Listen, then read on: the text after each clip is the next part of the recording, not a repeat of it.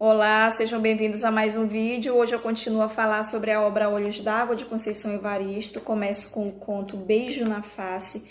Esse conto traz temas importantes como o relacionamento homoafetivo, trata também sobre a questão da violência doméstica.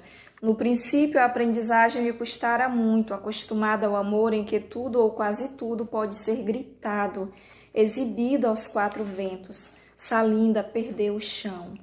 Como diz esse trecho, Salinda estava aprendendo uma nova forma de amar. Essa nova forma de amar vai ser revelada no final do conto.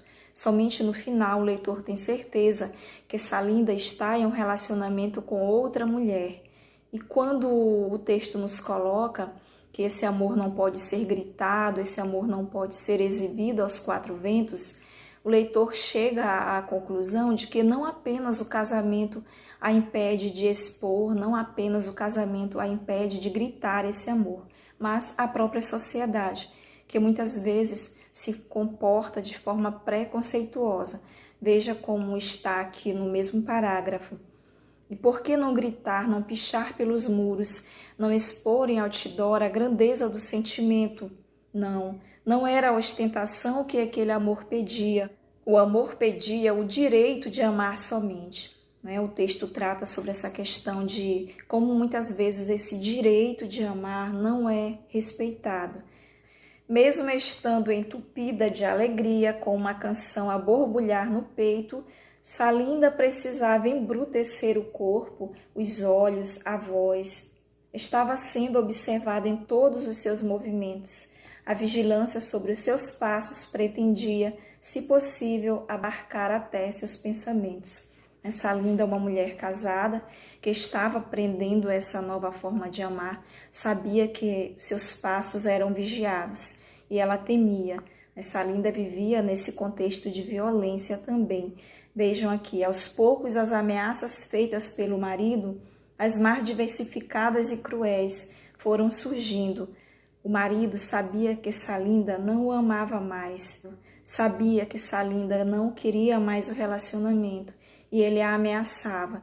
Esse contexto aqui de violência, percebam que a integridade psíquica da personagem é afetada. Mesmo sabendo que era vigiada, Salinda, quando ia com as crianças para a casa de tia Vandu, conseguia encontrar o seu novo amor.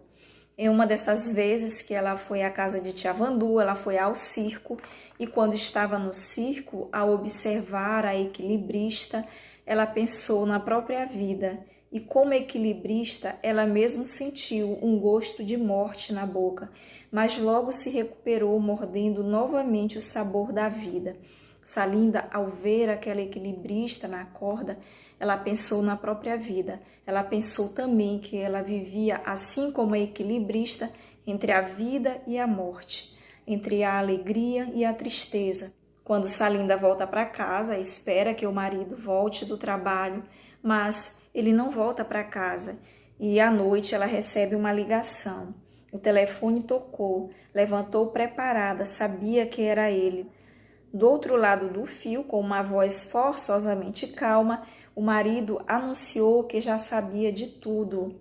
Perguntou se ela havia esquecido que os olhos da noite podem não ser somente estrelas. O marido, ao descobrir o novo amor de Salinda, desiste das ameaças anteriores, mas passa a puni-la de uma outra maneira. Agora ele diz que vai tirar todos os filhos dela.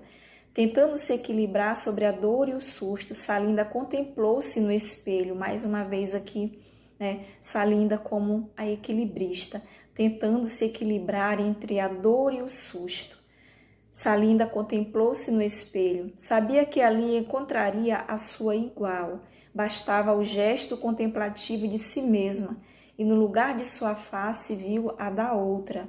Do outro lado, como se verdade fosse, o nítido rosto da amiga surgiu para afirmar a força de um amor entre duas iguais. Mulheres, ambas se pareciam. É nesse momento que o leitor tem certeza que trata-se de um relacionamento homoafetivo. Como diz o texto, o amor entre duas iguais. O próximo conto, Luamanda, nós temos aqui uma mulher que tem uma conexão especial com a lua, uma mulher que vive diferentes tipos de relacionamentos e que no final de cada relacionamento ela faz uma reflexão a respeito do que é o amor. Esse conto representa também uma quebra de padrões de sexualidade feminina. Aqui no conto Luamanda, o corpo da mulher negra não é visto como um objeto, como foi visto durante muito tempo na literatura. Aqui a mulher é vista como sujeito, como dona do seu próprio corpo. Ela escolhe seus relacionamentos. Luamanda se relaciona com jovem, com homem mais velho, se relaciona também com uma mulher. Aqui também trata sobre a questão do relacionamento homoafetivo. E é um momento em que Luamanda sofre, porque um homem não aceitou que ela fosse dona do seu próprio corpo, violada por um fino espeto, arma covarde de um desesperado homem que não soubera entender a solidão da hora da partida. Veja aqui, esse homem que não soube entender o não soube entender o momento de Luamanda, a violentou. Esse conto traz importantes reflexões sobre essa questão da sexualidade feminina. Como eu falei anteriormente, há uma quebra de padrões. A mulher aqui se relaciona com jovem, com homem mais velho, tem um relacionamento também com outra mulher. É um conto que também trata sobre essa questão do relacionamento homoafetivo. O próximo conto, Cooper de Cida. Cida sempre correndo, sempre apressada, lutando pela sobrevivência. Corria todos os dias pertinho do mar, mas somente depois de 10 anos ela foi capaz de parar e observar o mar. Cida tem um momento de iluminação, um momento de reflexão. Cida levou a mão ao peito, sentiu o coração e os seios. Lembrou-se então de que era uma mulher e não uma máquina desenfreada, louca, programada para correr. Só nesse momento Cida se deu conta que não era uma máquina, e sim um ser humano. E pela primeira vez ela foi capaz de observar o mar e fazer uma reflexão a respeito do tempo. O nadador brincava repetidas vezes com os braços e a cabeça na água. Cida aguardou cá fora, desejando ansiosa que ele saísse. Ela queria saber do tempo dele, barganhar momentos, pedir um tempo emprestado talvez. Como uma pessoa em plena terça-feira, às 6h55 da manhã, podia estar tão tranquilamente banhando no mar? Ela faz essa reflexão. Como é que uma pessoa pode ter tempo para banhar no mar? E ela sempre correndo. Foi nesse dia que Cida parou e ao voltar para casa não foi para o trabalho, mas falou tão baixinho como se fosse um momento único de uma misteriosa e profunda prece. Ela ia dar um tempo para ela. Cida compreendeu que precisava parar um pouco, que ela não era uma máquina, e sim um ser humano. Esaíta esqueceu de guardar os brinquedos. Temos a questão do subemprego, temos a questão da violência nas comunidades periféricas. A mãe de Esaíta sempre muito irritada, trabalhando muito, estava cansada, mas tinha de aumentar o ganho e arranjar trabalho para os fins de semana. O primeiro filho nunca pedia dinheiro, mas ela sabia que ele precisava. A mãe de Esaíta tinha 2 filhos. O mais velho estava no exército, mas o mais novo foi para o mundo do crime. O irmão de Esaíta, o que não estava no exército, mas queria seguir carreira, buscava outra forma e local de poder. Tinha um querer bem forte dentro do peito. Queria uma vida que valesse a pena, uma vida farta, um caminho menos árduo e o bolso não vazio. Via os seus trabalharem e acumularem miséria no dia a dia.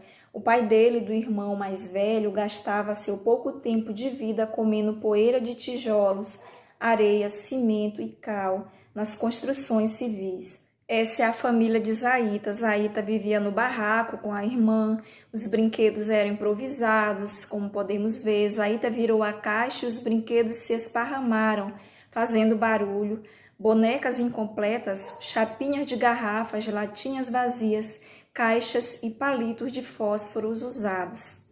A mãe ficava muito brava quando elas deixavam os brinquedos pelo meio do barraco, reclamava do barraco pequeno, da vida pobre dos filhos, principalmente do segundo.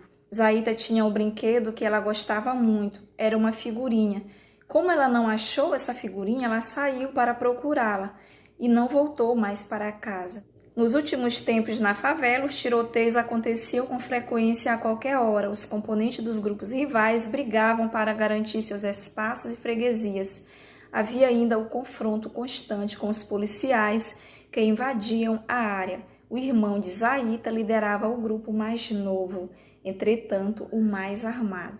Zaita estava entre os barracos procurando a figurinha, e a irmã, que havia ficado em casa, também saiu para procurá-la. Ela queria contar a Zaita que Zaita não havia guardado os brinquedos e que a mãe estava muito brava e que ela havia perdido a sua figurinha, pois Naita havia pegado a figurinha de Zaita. E aqui o que ocorre com Zaita? Balas e balas desabrochavam como flores malditas, ervas daninhas suspensas no ar. Algumas fizeram círculos no corpo da menina. Daí a 1 minuto, tudo acabou. Homens armados sumiram pelos becos silenciosos, cegos e mudos. 5 ou 6 corpos, como o de Zaita, jaziam no chão. Vejam que essa situação de tristeza, de violência, assim como Zaita, outras crianças foram mortas. A outra menina seguia aflita à procura da irmã para lhe falar da figurinha flor desaparecida, como falar também da bonequinha negra destruída.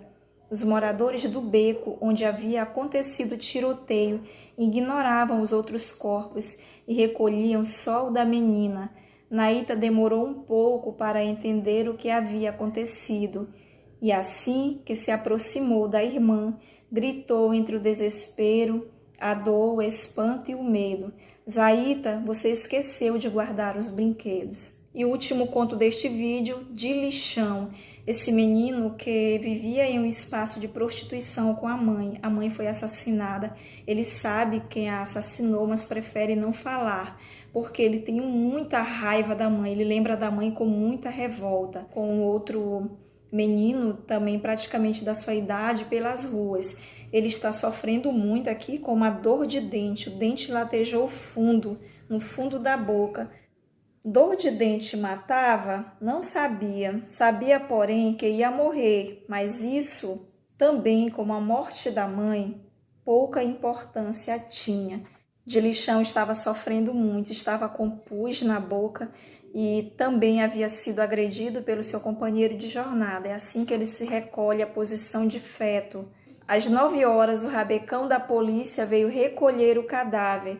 O menino era conhecido ali na área, tinha mania de chutar os latões de lixo e por isso ganhara o apelido. Sim, aquele era o de Lixão. De Lixão havia morrido.